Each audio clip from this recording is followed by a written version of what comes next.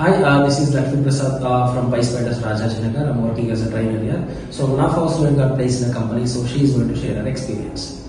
So my name is Divyashree. I'm from Harvard. So completed my BE in Jain college. So I came to PySpider in the month of April. So I joined in a PySpider. I did a course of full stack testing in a PySpider. So Python subject was taken by the Keshav Sir.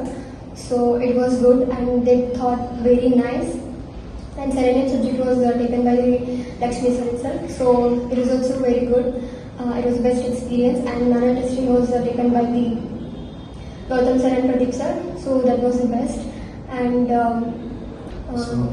Which are all the activities help you to crack the interview? so first mainly the mock interviews and the boot camp. I did a boot camp in the specified time, so it helped me a lot.